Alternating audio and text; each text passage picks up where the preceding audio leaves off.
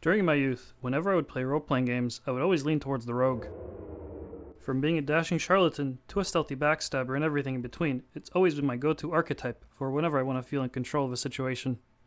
See, I like roguelikes. Risk of Rain, FTL, Dead Cells, and Rogue Legacy are all games that scratch an itch that I just can't seem to get with anything else.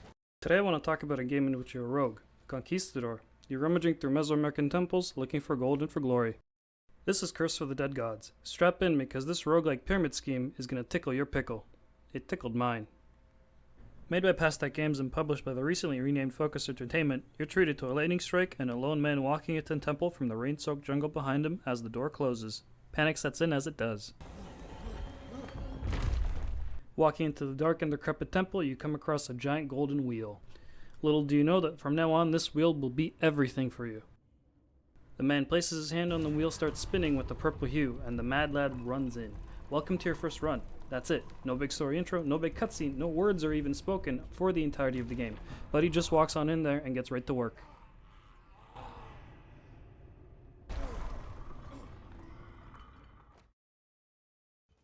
The art style is very gothic and reminds me a lot of The Darkest Dungeon. Maybe it's because both games feature elements of body horror and eldritch beings of death as the general theme. It all varies from tileset to tileset, but in general there's three different gods. There's the red god, there's the green god, and then there's the blue god.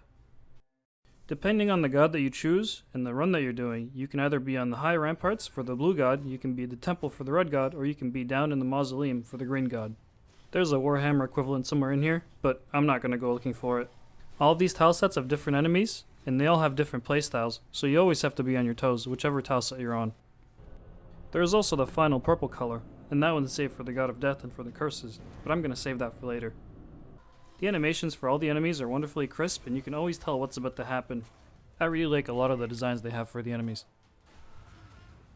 Let me ask you a quick question. Are you afraid of the dark? You should be. You take 50% more damage in the dark. You have a torch. Use it to light braziers and other random assortments of crap on the floor to generate light. You should always light the braziers with your torch, except maybe sometimes. You can light friends on fire too. See, the nature of roguelikes is that every run is supposed to be different. In most runs, you're going to want to fight in the light. You can see if you're light or darkness from this icon. If it's purple, it means you're in the dark. If it's yellow, it means you're in the light. Sometimes the game spits out some modifiers that makes it way more worthwhile to fight in the dark. What are game modifiers, I hear you asking?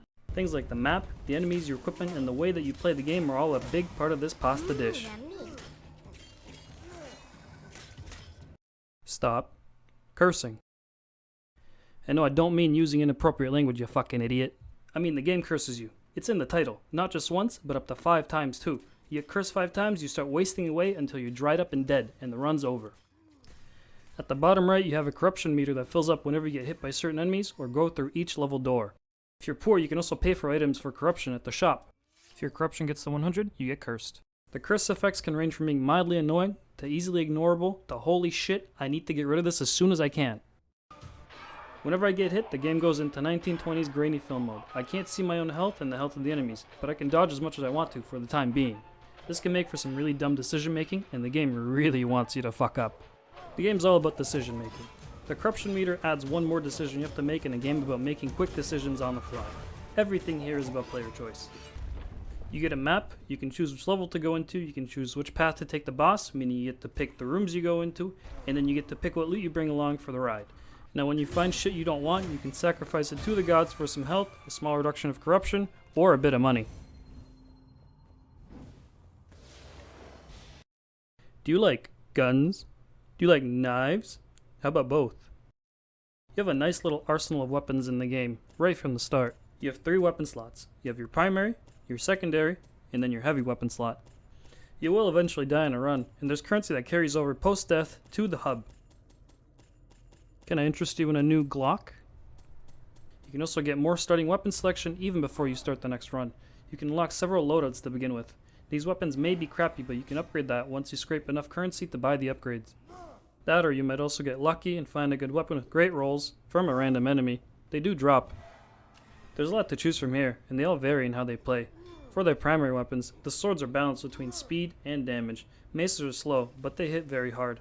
Claws, on the other hand, they're very quick, but they don't hit for a lot. Similar variations exist between the weapons that you put in the secondary weapon slot and the heavy weapon slot. You can also pick 3 perks. These change the game up a lot. There's a big variation here, and you can unlock more as you get more and more currency through the game. All weapons get random attributes. Now, as you go on a run, you'll also find items that give you attributes or they'll give you stats. These are called relics. The stats that you'll be able to find or buy on your run include red for health, blue for damage, and green for gold find. If you get lucky and you make all the right decisions from the start of the run going into the middle, by the end you'll be feeling like a real god. Combat in this game is pure, buttery goodness. There's several moments where you have to keep your eye on the prize and roll away from danger. Rolling away from stuff is one of the best responses you can have, but you can also parry for a bit of extra damage if you can manage it. I was always shit at Dark Souls, so I could never parry properly. The way they've implemented these abilities is just mwah. You can animation cancel your current attack mid-swing in order to be able to move away from danger, and you get a couple of iframes when you do it. It's brilliant and responsive. It has saved me so many times. The number of rolls that you get is based on the stamina that you have. You can spend 1 stamina point to roll. Finishing a full combo with your primary or secondary burns 1 more stamina point. Using a heavy weapon takes up a stamina point as well. It's all about maintaining the perfect balance between attack and defense. Can't make it past a level or a boss? Not really much to tell you except to get good. Hey, why is there a baby holding itself up by an umbilical cord? And why is it kicking my ass? There's a decently large pool of enemies to choose from and lots of patterns to learn. The further you go, the more stuff from different tile sets gets thrown your way. The whole game can be perfected in theory. Attacks are telegraphed and animations are smooth enough that if someone wants to play it and be good at the game, I have no issue believing that it could be done.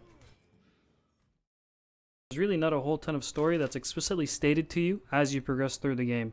Instead, the story is told through the bestiary. The more enemies you kill, and the more you kill them by not getting hit by them, the more the story opens up in the book. You get to learn a bit about the enemies, but you also get to see that there's an overarching story with a couple of different characters coming in and writing in diary entries. With that being said though, don't expect a whole ton of story. There is not a lot in this game. This is my one major gripe for the game, and something that I can see being a deal breaker for a lot of people maybe on the fence for getting the game. The game runs out of steam pretty quickly. There just isn't enough of it. The tile sets do get stale after you run them a couple times. The combat is strong, but can only get you so far with the game having a limited enemy pool. Sooner or later, you're running through the same run, every run. When you get back to the hub, you're unlocking stuff that you may not even see right away. Some of the upgrades take a lot of currency to unlock, which equates to a lot of runs, but by the time that you get to buying the upgrade that you want, you've most likely gotten past the challenge that you wanted the upgrade for anyway, just through becoming better at the game.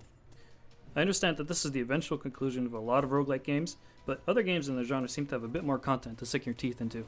Now don't get me wrong, what is there is really good. The whole package works really well, but I find myself wanting more and more as I play. More levels, more enemies, more items, with the game not being able to deliver. The devs have also sort of recognized this as well. What they've done is they've added in events. These refresh every 24 hours and you can store up to 3 of them. They all start out with random effects and curses you've seen before, or they may just give you a random weapon. Remember the film grain effect? Well, now you have to do an entire run just with that from the start. You can't get rid of it, you just gotta play with it. The events are nice, but I don't see it adding as much content to the base game, considering it's just a small twist onto what you've already probably played through. So, pick a tile set, pick your starting weapon, and just go to town. For 20 bucks, I'd say the game is worth it if you like these types of games. The game forces you to make quick decisions, there's a lot of fun to be had in that. It's very enjoyable, fast-paced, and surprisingly tactical in some regards. So strap in, enjoy the ride, and you'll make it out 100%. As of writing this review, the game is on sale on Steam. It's 50% off, so I'd say go give it a try, if you feel it's your cup of tea. You too can run around and massacre people's dead babies. Me, I'm a sucker for these roguelikes, so for me this was a no-brainer. I've had this game for a little bit now, I've put about 15 hours into it, and it hasn't let me down yet. I'm excited to see what these devs do. If they make a sequel, then I'd be all up for it. I'd play that no problem. That's it for this one. Until next time, peace.